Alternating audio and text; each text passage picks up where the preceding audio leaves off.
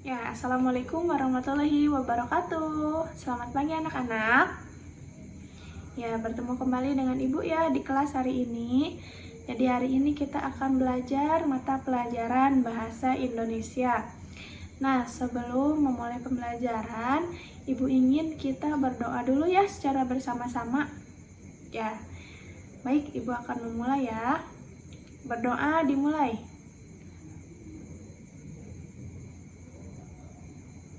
Ya, berdoa selesai. Baik anak-anak, selanjutnya Ibu akan mengabsen dulu ya kehadiran anak-anak Ibu semuanya. Jadi hari ini siapa yang tidak hadir? Oh, Ardi. Ardi kenapa? Sakit? Oh, baik. Kita doakan ya teman kita yang sedang sakit agar cepat sembuh dan bisa belajar kembali di kelas seperti biasa. Ya, jadi gimana anak-anak? Masih semangat belajarnya? Ya, harus semangat ya, karena hari ini kita akan belajar mengenai menyajikan hasil identifikasi tokoh-tokoh pada teks fiksi. Nah, sebelumnya kita sudah ya mempelajari mengenai mengidentifikasi. Nah, sekarang kita akan menyajikan hasil identifikasinya. Nah, pada minggu lalu juga kita telah membaca nih teks cerita mengenai Malin Kundang. Nah, kira-kira Malin Kundang itu termasuk ke dalam tokoh apa ya? Ya, betul, termasuk ke dalam tokoh antagonis. Karena Malin Kundang mempunyai sifat yang kurang baik. Jadi anak-anak, tujuan pembelajaran hari ini adalah setelah mengamati video, kalian dapat menunjukkan tokoh-tokoh pada teks fiksi. Dan tujuan pembelajaran kedua, setelah mengamati video, kalian dapat menyajikan hasil identifikasi tokoh-tokoh pada teks fiksi secara lisan, tulisan, maupun visual. Nah, sekarang Ibu akan menyajikan sebuah video. Nah, nanti kalian harus mengamati video tersebut dengan baik dan benar ya. Silakan. Nah, setelah berhasil mengidentifikasi tokoh-tokoh dalam teks fiksi, sekarang kita dapat menyampaikan hasil identifikasi tersebut. Ada beberapa cara untuk menyampaikan hasil identifikasi yang telah kamu lakukan, yaitu yang pertama ada menyampaikan dengan narasi, lalu yang kedua ada menyampaikan dengan diagram. Jadi kita bisa menyampaikan hasil identifikasi kita dengan narasi maupun dengan diagram. Nah, coba perhatikan teks bacaan berikut ya. Di sebuah desa, hiduplah seorang siswa kelas 4 SD bernama Edo. Ia merupakan anak kedua dari 3 bersaudara. Di sekolah, Edo selalu mendapat nilai 100 saat ulangan. Ia dikenal sebagai siswa yang berprestasi. Apa rahasiamu agar mendapat nilai 100, Dok? Tanya Mita. Tidak ada rahasia. Aku hanya selalu mengulang pelajaran setiap pulang sekolah dan malam hari, jawab Edo. Nah, anak-anak, jadi sebelum kita menyampaikan hasil identifikasi kita, artinya kita harus mengidentifikasi dulu tokoh dalam teks bacaan di sini. Nah, kita identifikasi dulu. Di sini ada tokoh yang bernama Edo. Lalu wataknya seperti apa ya? Nah, di sana juga terdapat bacaan-bacaan yang menunjukkan watak Edo. Jadi, watak Edo itu adalah anak yang pintar ya. Karena kan di sini juga ada ya kalimat yang dimana dia terlihat pintar, yaitu ia dikenal sebagai siswa yang berprestasi. Terus, ada juga kalimat Edo selalu mendapat nilai 100 saat ulangan. Artinya, watak Edo dia adalah orang yang berprestasi, yang pintar, dan juga dia berwatak rajin. Karena di sini ada kalimat, tidak ada rahasia, aku hanya selalu mengulang pelajaran setiap pulang sekolah dan malam hari. Seperti itu ya anak-anak, kita sudah mengidentifikasi tokoh pada teks bacaan di sini. Lalu selanjutnya kita akan menyampaikan hasil identifikasinya. Nah, yang pertama kita bisa menyampaikan hasil identifikasi kita dengan narasi. Nah, kalau dengan narasi, contohnya seperti ini ya. Dalam cerita tersebut, tokoh yang berperan adalah Edo. Tadi kita sudah ya mengidentifikasi tokoh yang berperan adalah Edo. Edo adalah siswa kelas 4 SD. Ia berwatak rajin belajar. Hal itu dibuktikan dari kalimat berikut. Tidak ada rahasia, aku hanya selalu mengulang pelajaran setiap pulang sekolah dan malam hari. Nah, seperti itu ya anak-anak.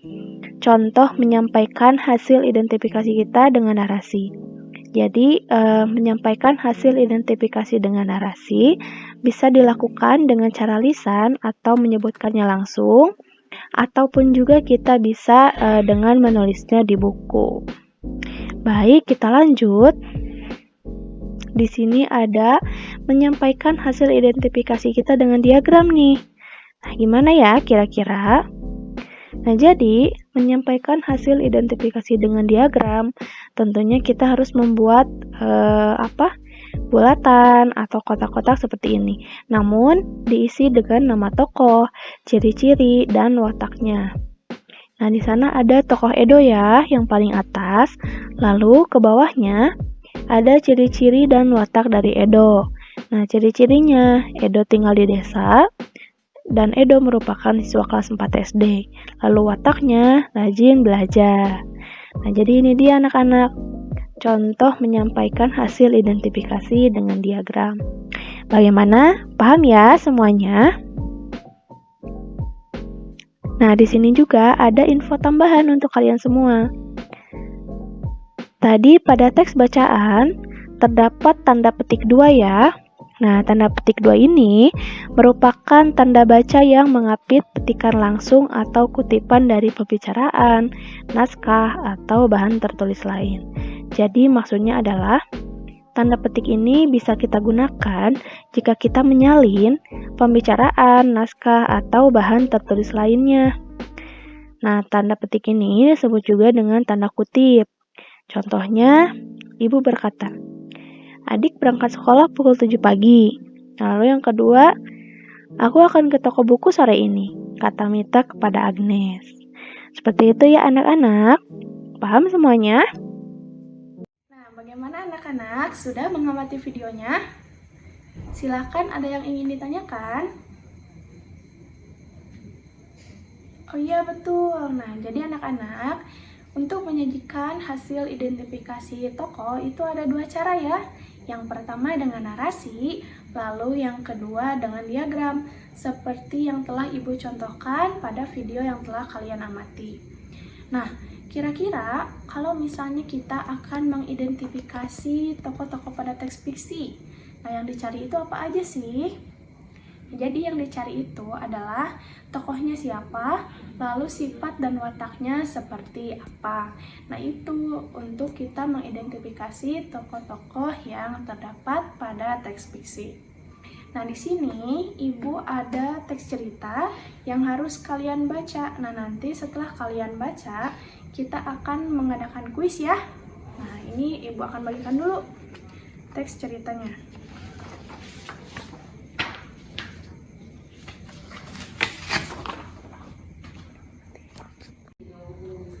Ya, bagaimana anak-anak sudah membaca teks ceritanya? Ya, jadi judul dari teks cerita tadi apa? Ya, betul. Jadi judulnya adalah Bangau dan Burung Merak yang Angkuh. Lalu untuk tokohnya ada siapa saja? Ya, betul. Ada Bangau dan juga Burung Merak. Nah, sekarang tokoh-tokoh tersebut termasuk ke dalam tokoh apa saja? Ya betul, kalau Bangau termasuk ke dalam tokoh protagonis ya, karena mempunyai sifat yang baik. Lalu untuk Burung Merak, ya betul, Burung Merak termasuk ke dalam tokoh antagonis ya. Sudah jelas di judulnya bahwa burung merak itu mempunyai sifat yang angkuh.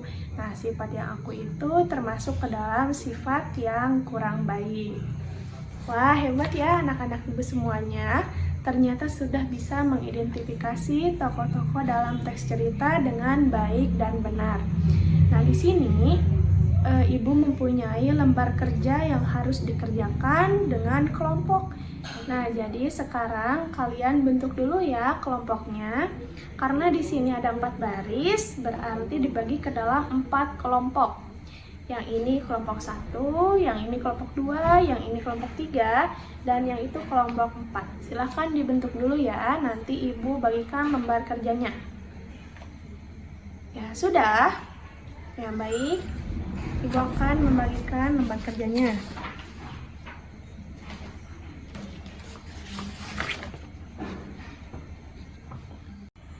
Ya, Ibu sudah ya membagikan lembar kerjanya. Jadi silahkan sekarang baca lembar kerjanya dengan teliti. Nah, nanti jika sudah selesai, silakan presentasikan hasil kerjanya di depan teman-teman ya. Selamat mengerjakan. Untuk waktunya sudah habis ya. Silakan sekarang presentasikan hasil kerja kelompok masing-masing.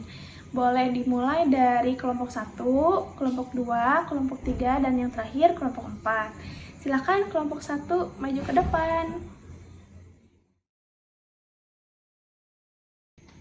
Ya, baik, untuk presentasinya sudah selesai ya. Alhamdulillah, ternyata anak-anak Ibu semuanya sudah baik, sudah bagus, sudah benar dalam menyajikan hasil identifikasi tokoh pada teks fiksi. Baik, marilah kita membuat kesimpulan pembelajaran hari ini. Jadi, hari ini kita belajar apa? Ya, betul. Hari ini kita belajar tentang menyajikan hasil identifikasi tokoh pada teks fiksi. Nah, bagaimana sih cara menyajikan hasil identifikasi tokoh pada teks fiksi? Seperti yang sudah Ibu jelaskan tadi, jadi untuk menyajikan hasil identifikasi tokoh pada teks fiksi itu ada 2 ya anak-anak. Yang pertama dengan narasi, lalu yang kedua dengan diagram. Nah, untuk materi pembelajaran hari ini cukup sekian ya anak-anak. Lalu untuk sekarang, Ibu akan memberikan evaluasi nih.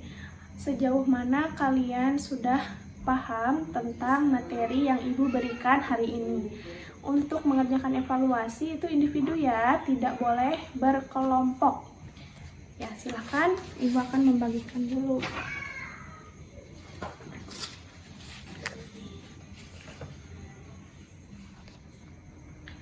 Alhamdulillah untuk kegiatan pengerjaan evaluasinya sudah selesai ya anak-anak. Nah, sebelum menutup pembelajaran, Ibu akan memberikan sebuah motivasi untuk kalian. Nah, tetap semangat belajarnya ya anak-anak. Jangan lupa belajar dimanapun dan kapanpun. Karena belajar ini dapat membuat kita menjadi orang yang cerdas. Nah, silakan sebelum pulang, kondisikan dulu, rapikan dulu tempat duduknya, terus rapikan dulu juga tasnya, alat tulisnya, masukkan ke dalam tasnya. Silakan. Ya, sudah. Ya, baik, sebelum pulang, marilah kita berdoa terlebih dahulu. Berdoa dimulai. Ya, berdoa selesai. Ya, sekian pembelajaran dari Ibu hari ini. Mohon maaf apabila ada kata-kata yang kurang berkenan dari Ibu ya. Semoga pembelajaran hari ini dapat bermanfaat dan juga berkah bagi kita semua. Assalamualaikum warahmatullahi wabarakatuh.